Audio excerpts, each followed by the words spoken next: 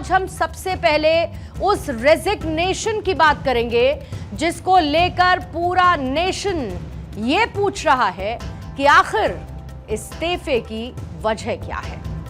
जगदीप धनखड़ का एक इस्तीफा आज 100 सवालों की वजह बन चुका है और इस एक इस्तीफे के चलते आज हमारे देश में हजारों लाखों की संख्या में राजनीतिक विश्लेषकों का जन्म हुआ है। आज हर कोई अपने अपने हिसाब से इस रेजिग्नेशन के कारणों को डिजाइन कर रहा है।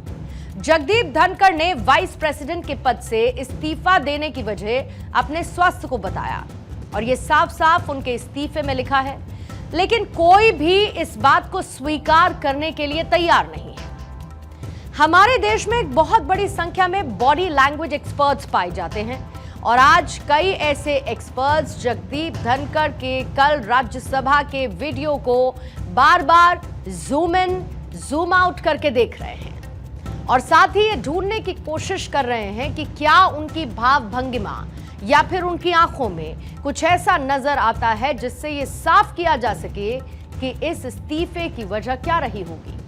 क्योंकि ये बात किसी को हजम ही नहीं हो रही कि जो जगदीप धनखड़ दोपहर के वक्त तक एक सामान्य स्थिति में थे, वो जगदीप धनखड़ अचानक कल रात ये कहते हैं कि अब वो उपराष्ट्रपति नहीं रहेंगे क्योंकि उनकी सेहत उन्हें इस पद पर रहने की इजाजत नहीं देती है और अब वो डॉक्टरी सलाह से अपने स्वास्थ्य पर ध्यान देना चाहते हैं।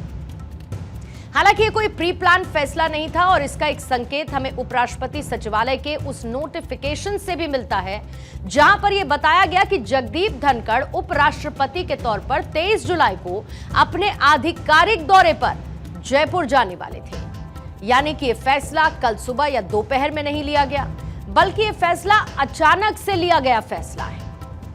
अब इसे लेकर कई तरीके के सवाल खड़े किए जा सकते हैं, लेकिन जब तक सवालों के ठीक जवाब हमारे पास ना हो तब तक ये सवाल सिर्फ सनसनी पैदा करने के लिए तो दुरुस्त है।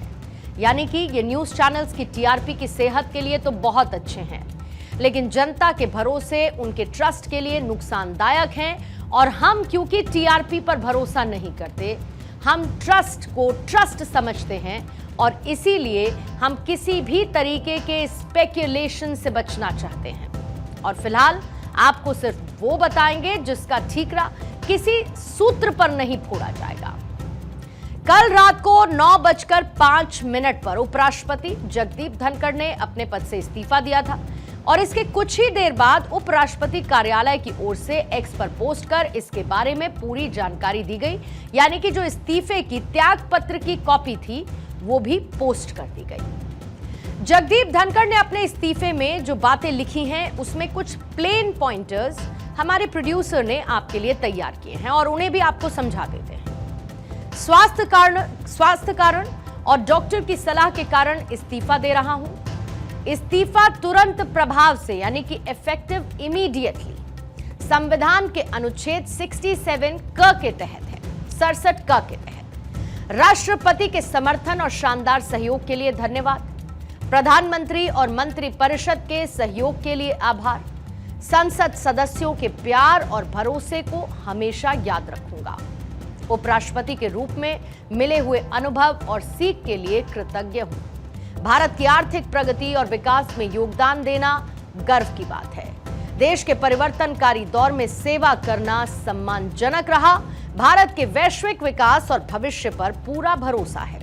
गहरे सम्मान और कृतज्ञता के साथ इस्तीफा दे रहा हूं। तो ये वो बातें हैं जो 107 शब्दों में जगदीप धनखड़ ने अपने इस्तीफे में लिख डाली।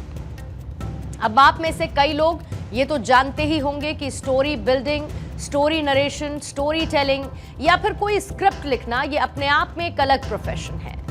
लेकिन एक सच बात यह भी है कि हमारे देश के कई नेता इस टैलेंट के साथ इनबिल्ट होते हैं और जैसे ही कल जगदीप धनखड़ के इस्तीफे की खबर सामने आई, कई नेताओं ने अपनी अपनी कहानी के साथ इसे प्रस्तुत कर दिया।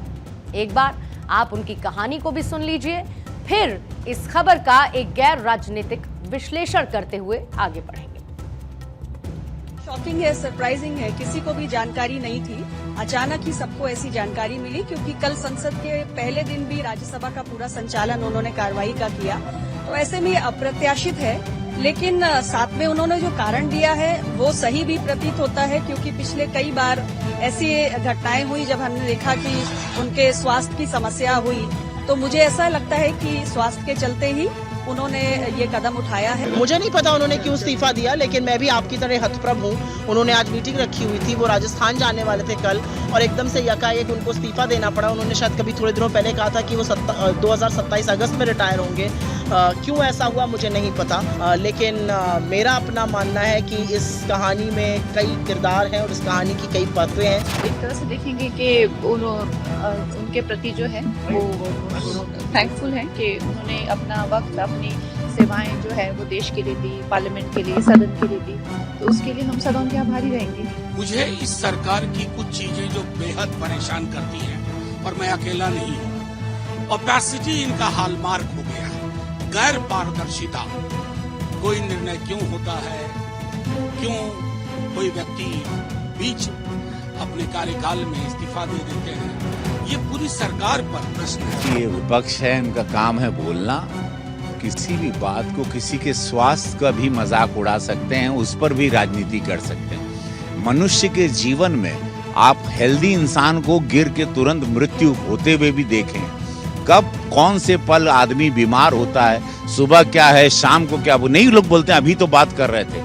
तो ऐसा नहीं है, उनको डॉक्टर ने कहा कि भाई you need to rest, if somebody wants to rest, उस पर भी राजनीति। इस्तीफे की बात है, तो जो हम लोगों को जानकारी मिली है स्वास्थ्य को लेकर, इसमें हम लोग क्या बोल सकते हैं? यह व्यक्तिगत फैसला है और स्वास्थ्य को लेकर के है, तो क्या राजनीति के मायने निकाले इसमें?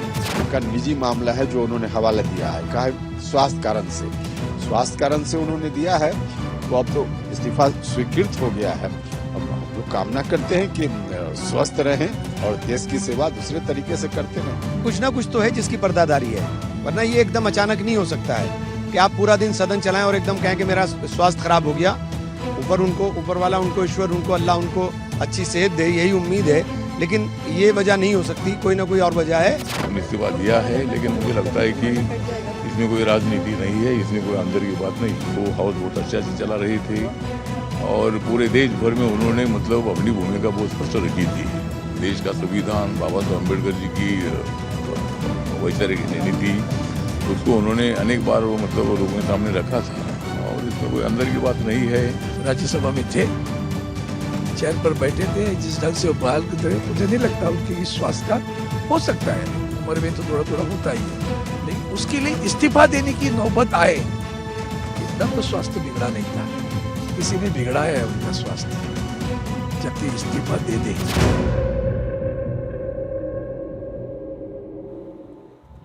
अब जाहिर सी बात है कि हर एक नेता अपनी पार्टी का पर्चा ही पढ़ रहा होगा, लेकिन इस इस्तीफे की असली वजह क्या हो सकती है, उसका एक संतुलित विश्लेषण हमें यह बताता है कि उपराष्ट्रपति के पद पर नई नियुक्ति बहुत जल्द हो सके, ऐसा संभव नहीं दिखता है।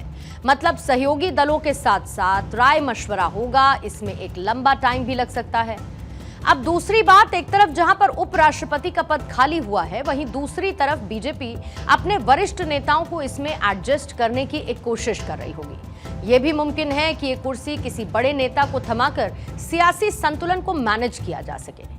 अब बात करते हैं उन नामों की जो कि उपराष्ट्रपति पद के लिए नामित हो सकते हैं। राजनाथ सिंह और मनोज सिन्हा का नाम इस लिस्ट में शामिल है, क्योंकि ये दोनों नाम पहले बीजेपी अध्यक्ष की रेस में भी इंक्लूडेड थे। दूसरी तरफ रीजनल चिट चैट्स में हरिवंश नारायण सिंह का नाम जोर पकड़ रहा है, जो कि अभी उपसभापति हैं, और साथ ही जब तक उपराष्ट्रपति का पद पूर्ण नहीं किया जाता तब तक वो जिम्मेदारी संभालेंगे, और एनडीए के भरोसेमंद चेहरे भी हैं। लेकिन ये कहानी इतनी सिंपल दिखती है, पर है क्या? अपने बारे में आप जितना भी इस बारे में आप डीप सोचेंगे, ये उतना ही कॉम्प्लिकेटेड होता हुआ चला जाएगा। I mean, just think from the angle of Bihar elections. Bihar चुनाव को अगर टारगेट में रखा जाए तो निशाना नीतीश कुमार के नाम पर भी लगाया जा सकता है, क्योंकि बिहार की ग्राउंड पॉलिटिक्स तो यही कन्वे करती है कि बिहार में एनडीए की जितनी भी ब्रांचेस हैं, उसमें सत्ता का जो सेंटर है वो जेडीयू के नाम हो सकता है, लेकिन उस सेंसर को ऑर्डर देने वाला रिमोट कंट्रोल बीजेपी के हाथ में ही है।